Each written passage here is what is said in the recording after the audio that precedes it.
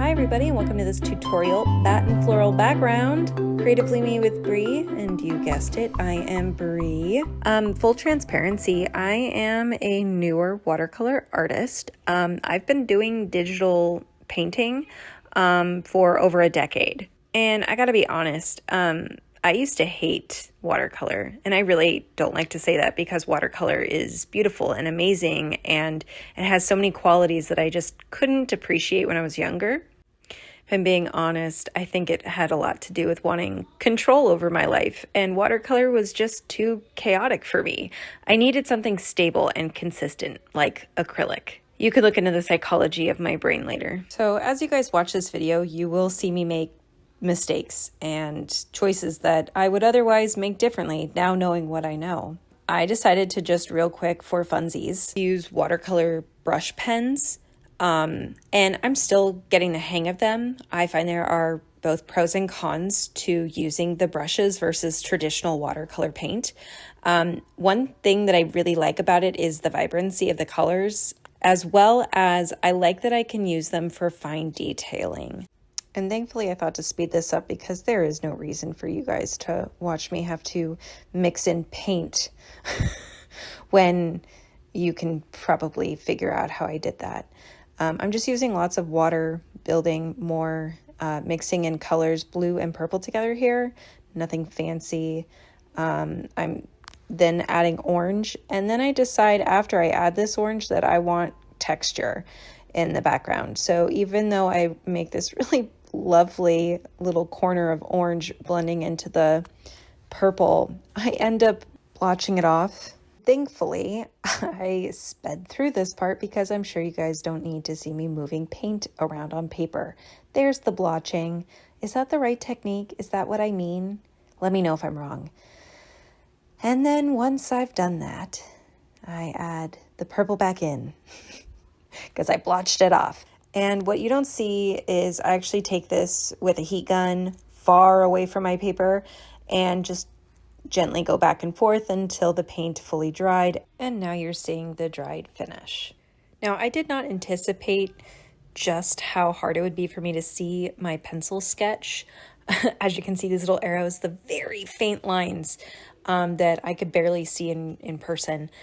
So I encourage you that if you are intending on having a dark background, make sure that your sketch is also dark so you can see what it is you're trying to achieve. The main bat is black. The other two bats, I have sort of a really dark blue, dark purple. I did have to go back over all the bats a second time to get them to be really dark so they stood out more against the background. Next, I go in and I paint in different colored leaves. I'm not exactly sure why I didn't sketch this out. Even the composition of the leaves is important, guys. So in the future, I would have sketched out at least some main leaves that I wanted to stand out more so than those in the background. I really should have chosen a few select leaves to be in that foreground. I thought that I knew what it was that I was going for, and the more that I worked on this, the more that I realized I had not planned enough ahead. And I do like to be spontaneous. Sometimes I just want to go with the flow and I just want to, put brush to paper and just not worry. But I did have a very specific idea in mind for this. And I will say that I did not plan accordingly so that I could get the sort of finished product that I wanted. I will say I am happy with the end results, but it took me an awful lot to get there. And I don't know that I could duplicate it if my life depended on it. And I think some of the struggles that I have sometimes with watercolor as I'm exploring it right now is I have to quite literally remind myself to let the paint do the work.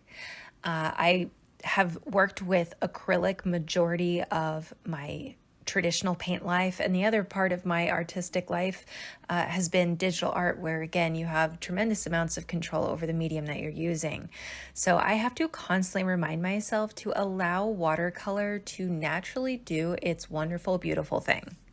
And it really wouldn't be one of my videos if I didn't have some awkward silence in the middle when I've run out of things to comment on, like now.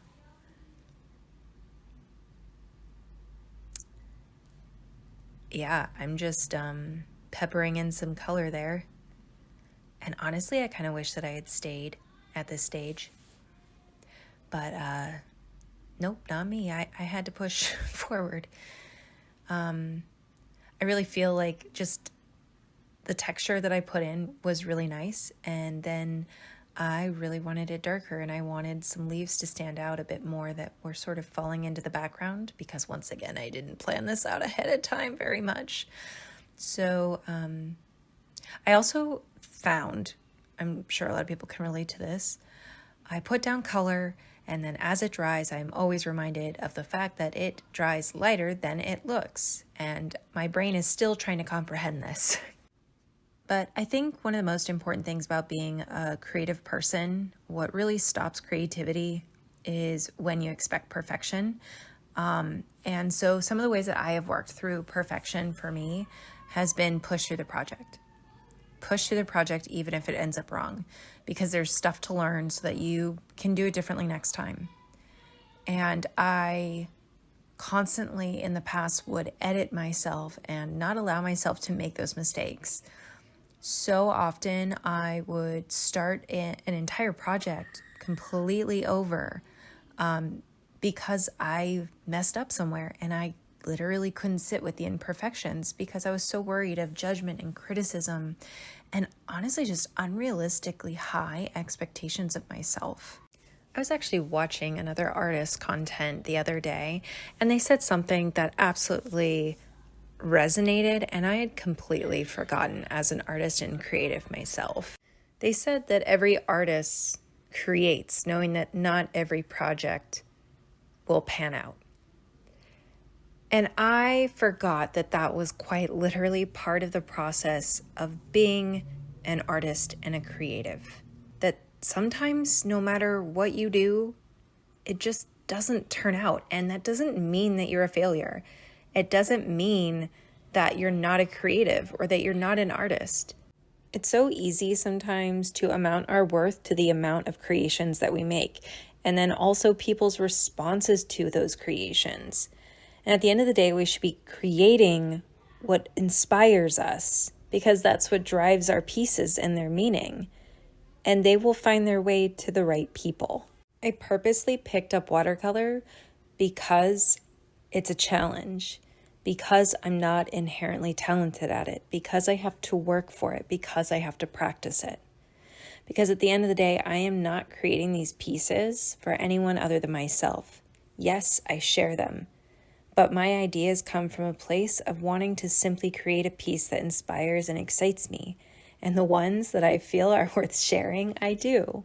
If you are still here watching me work away on this piece, thank you for sitting here with me. I appreciate you. I'm almost done with this piece. I'm sure that you've noticed I went around the bats because the white-ish space was really bothering me. And again, if you go back to the middle part of this video, I wish that I had just stopped, because I really feel like I overworked, really overworked this area around the bats, and sort of like I lost the plot, guys. That's what happened. I lost it. And that's okay. It's okay. Like I said, I do like this piece by the end. One of the most valuable things I have found as a content creator, and I encourage everyone to do this, even if you are not a content creator. If you are an artist, film yourself doing your art. Yes, of course, memories, but also, because I do this, I am able to see when I have overworked a piece, when something was working that I ended up changing. It helps me see the points at which I could have stopped working. And a lot of times we cannot see those points after we've passed them. So having the ability to look back at my process and what methods I used and what points I should have stopped because it looked fine as it was is super helpful. All right, guys, we are about finished here. I just wanted to say, if you have watched this all the way through, or even if you watched it part way through and you didn't get to this point, I just want you to know you are appreciated. Thank you guys so much for being here today. I wish you nothing but wonderful creations and lots of creativity, which I know sometimes it's just blank. Make sure that you like and subscribe and comment down below. I would love to hear what you have to say about this piece, feedback, comments, suggestions. We'd love to hear it. Have a wonderful day, guys, and I'll talk to you real soon.